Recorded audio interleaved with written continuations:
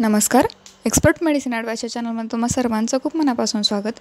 आजच्या व्हिडिओमध्ये आपण माहिती बघूयात की खोकला हा रात्री झोपल्यानंतर का येतो आणि त्या खोकल्यासाठी काही उपाय. जर खोकला हा रात्री झोपताना येत असेल तर मोस्टली तो कोरडा खोकला असतो. त्याच्यामध्ये कफाचं प्रमाण जास्त नसतं, अगदी क्वचित असतं. तर ह्या ज्या रात्री येणाऱ्या खोकल्यामागची जी कारणं आहेत तर ते काहींचं धूम्रपान असू शकतं किंवा वातावरणात झालेला बदल असेल, खूप जास्त थंडी असेल किंवा तुमच्या खाण्यामध्ये जर खूप जास्त तेलकट किंवा तुपट पदार्थ जर गेले असतील तर त्यामुळे देखील खोकला येऊ शकतो. काही लोकांना जर गंभीर आजार असेल, अस्थमा वगैरे असेल तर त्यांना देखील रात्री झोपल्यानंतर खोकला येतो. आणि जो नॉर्मल खोकला येतो की दिवसभर आपण उभा असताना किंवा आपण ज्यावेळेस बसून राहतो त्यावेळी खोकला येत नाही, परंतु आपण जसं काही आडवं होतो की लगेचच खोकल्याला सुरुवात होती. असं का होतं?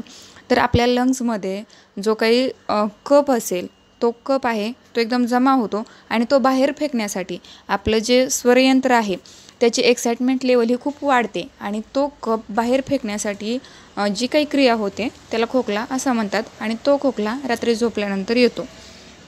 आता बघूयात की ह्या कोरड्या खोकल्यासाठी काही घरगुती उपाय. एकतर सर्वात पहिलं ते म्हणजे तुम्ही जर दही, ताक किंवा जर काही आंबट पदार्थ खात असाल तर त्याचं सेवन पहिल्यांदा पूर्णपणे बंद करा. तुम्ही जे जेवण जेवत आहात ते शक्यतो एकदम गरमागरम खा. तुम्हाला जेवढ्या पिरियडमध्ये खोकला येत आहे त्यामध्ये शक्य तेवढं कोमट पाणी प्या. कोमट पाण्याने जो काही छातीत कफ असेल तर तो लगेचच विरघळतो आणि खोकल्याचं प्रमाण हे खूप कमी होतं. आता ह्यातला पहिला उपाय तो म्हणजे गुळण्या. तर गरम पाण्याने तुम्हाला जेवढं सहन होते तेवढं गरम पाणी करायचं आणि गरम पाण्याने गुळण्या करा, जेणेकरून तुमच्या घशामध्ये जो चिकटलेला स्त्राव आहे तो पूर्णपणे स्वच्छ होईल, निघून जाईल आणि तुम्हाला त्रास होणार नाही. त्यानंतरची गोष्ट आहे ती म्हणजे आहार. तुम्हाला अजिबात तळलेले पदार्थ, तुपकट पदार्थ, फरसाण, चिवडा किंवा बाहेरचे बेकरीचे पदार्थ, केक असं रात्री झोपताना काहीच खायचं नाही. त्याने खोकल्याचं प्रमाण हे खूप वाढतं. आणि अतिशय थंड पाणी प्यायचं नाही, एकदम नॉर्मल पाणी प्या, कोमट पाणी प्या, पण फ्रीजमधलं पाणी अजिबात पिऊ नका. त्यानंतरचा उपाय तो म्हणजे ज्येष्ठमध. तर ज्येष्ठमधाची जी काडी आहे, तुम्हाला जर रात्री खोकल्याची उबळ आली तर त्यावेळी ती काडी चघळत राहिल्यानं तुम्हाला त्याने आराम भेटतो. त्यानंतर सुंठ साखर. तर थोडीशी सुंठेची पूड करायची, ती साखरेमध्ये मिक्स करायची आणि रात्री झोपताना ती थोडीशी खायची. त्यानंतर कोरड्या खोकल्यासाठी एकदम बेस्ट उपाय तो म्हणजे अडुळशाची पानं. जर तुम्हाला अडुळशाची पानं जर अवेलेबल झाली तर त्याचा काढा बनवायचा आणि हा काढा दिवसातून 3 ते 4 वेळा प्यायचा. जर मोठी माणसं असाल तर तुम्ही 10-10 ml हा काढा घेऊ शकता. अगदीच लहान मुलं असतील तर 5-5 ml त्यांना आपण हा देऊ शकतो. तर कोरड्या खोकल्यासाठी एकदम बेस्ट उपाय आहे. हे सर्व उपाय करून देखील जर तुमचा खोकला जर खूप जुना असेल, जुनाट खोकल्यासाठी कशानेच कमी होत नसेल तर अजून एक घरगुती उपाय सांगते. तर एक कांदा घ्यायचा, त्याची वरची सालं काढायची आणि मिक्सरला त्याचा रस करून घ्यायचा. त्याचा पूर्ण रस बाजूला काढायचा, पाणी टाकायचं नाही.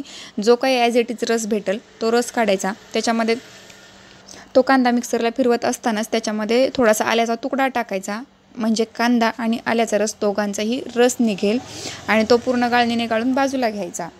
आणि त्यामध्ये 1/2 स्पून मध टाकायचा. हे पूर्ण एकजीव करायचं आणि हे मिश्रण तुम्ही सकाळी, दुपारी, संध्याकाळी असं 5-5 ml घेऊ शकता. अगदी 2च दिवसामध्ये तुम्हाला पूर्णपणे खोकल्याला आराम भेटून जाईल. आणि हे चाटण जर तुम्हाला लहान मुलांना द्यायचं असेल तर फक्त 5-5 ml न देता थोडीशी क्वांटिटीची कमी करायची आणि शक्य तेवढं रात्री झोपताना त्यांना हे चाटण नक्की चाटवा, म्हणजे ते रात्रभर शांत झोपू शकतील. व्हिडिओमध्ये सांगितलेले हे जे घरगुती उपाय आहेत त्यातल्या जर एखाद्या पदार्थाची तुम्हाला जर ॲलर्जी असेल तर तो उपाय करू नका. आणि हे उपाय केल्यानंतर तुम्हाला जर अजिबातच फरक वाटत नसेल, 1% देखील फरक नसेल, 7-8 दिवस जरी हा उपाय केला तरी, तर मात्र डॉक्टरांचा सल्ला घ्या. डॉक्टरांच्या सल्ल्याने योग्य ती ट्रीटमेंट घ्या. जर तुम्हाला दिलेली माहिती आवडली असेल तर व्हिडिओला लाईक करा आणि चॅनलला नक्की सबस्क्राईब करा. परत भेटू अशाच एका छानशा व्हिडिओमध्ये. तोपर्यंत धन्यवाद.